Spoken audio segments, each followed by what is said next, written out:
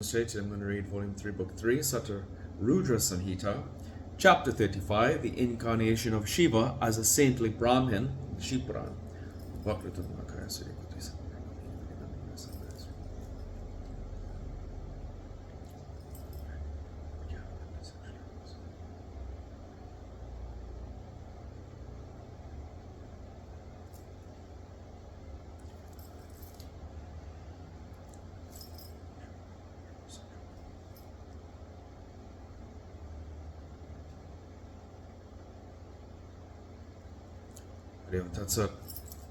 And Ishvara said, O omniscient Sanat Kumara, listen to the incarnation of Shiva, the Supreme Soul as Brahmin in the garb of a saint. On realizing the excellent devotion of Meena and Himavat towards Shiva, the gods became worried and they consulted one another eagerly. If the mountain were to give his daughter to Shiva with undiluted devotion, certainly he will attain salvation immediately. He is the receptacle of infinite gems if he attains liberation. The name of the earth, Ratnagarbha, having gems within, will certainly be meaningless. He will cast off the stationary state of the mountain and assume a divine form. After giving his daughter in marriage to the trident-bearing Lord, he will go to Shiva's region. With the blessings of Shiva, he will attain identity in form with the great God. He will enjoy all great pleasures there and then attain liberation. Sage, after discussing like this, the gods went to the abode of their preceptor.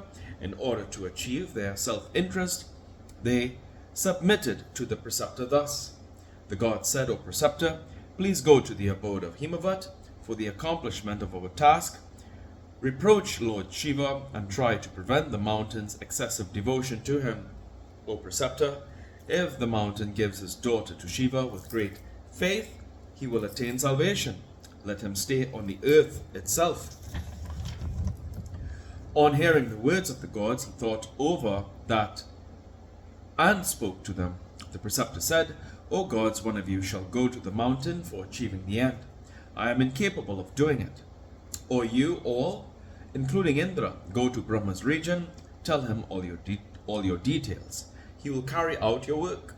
Nandishvara said, on hearing these words and reflecting thereon, the gods went to Brahma's assembly.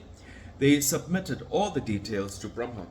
On hearing their words and reflecting deeply, Brahma told them, I shall not censure him, for that will yield misery to us and dispel out happiness forever. O gods, you go to Kailasa and appropriate Shiva. Request that Lord to go to the abode of Himavat. Let him approach the Lord of mountains and censure himself. Censuring others is conducive to destruction, and censuring oneself is conducive to glory. Nandishvara said, then the gods hastened to Kailasa and bowed to Shiva with great devotion. They mentioned everything in detail to him. On hearing the words of the gods, Lord Shiva accepted their proposal. He laughingly consoled the gods and made them return without worry. Then Lord Shiva, who is favorably disposed towards his devotees, who is the wielder of Maya and who is free from aberrations, desired to approach Himavat. He assumed the form of a Brahmin saint. He held a staff and an umbrella. He wore divine garments. A brilliant caste mark shone on his forehead.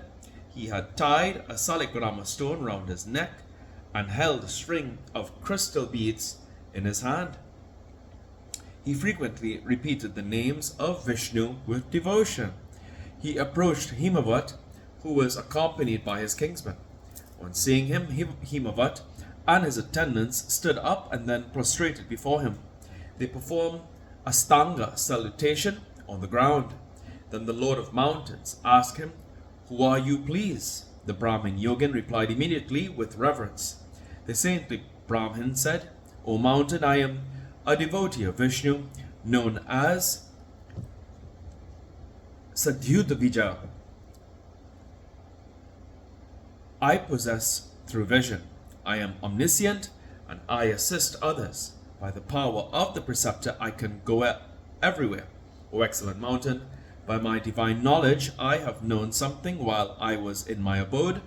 Listen, I shall mention the same with pleasure to you without any arrogance.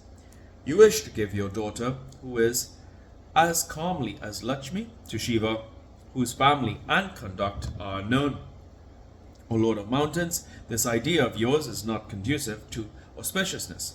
O most excellent one among the wise, born of Vishnu's race, you should know this. O Lord of Mountains, see for yourself, he has no single relative.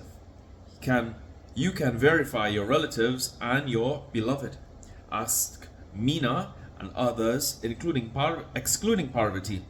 O mountain, the patient never likes the medicine, but relishes undesirable diet.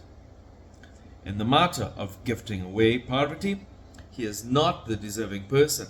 As soon as this alliance is announced, the public will smile derisively. He is without support. He is unattached. He is ugly, devoid of attributes, and unchanging. He is hideous. He resides in the cremation ground. He is naked and handles serpents. He smears ashes as decorations. Serpents twine round his neck. He has fallen from all stages of life. His ways are ever unknown. Brahma said, after saying these factual statements, insulting to Shiva, Shiva of diverse sports, quickly returned to his abode. On hearing the words of the Brahmin, they thought thus, what can we do with regard to him who is engrossed in adverse things? Then Shiva performed great sports, delighting the devotees. He married Parvati and carried out the task of the gods. O there, thus the incarnation of Lord Shiva as Sadhu Visadvija that carried out the task of the gods has been narrated to you. He who reads or listens to this pious narrative conduces to heaven, and longevity becomes happy and attains salvation. So any footnotes? There are no footnotes in this chapter. Here in today's reading of the Shiva Puran. Om Prabhu Puran.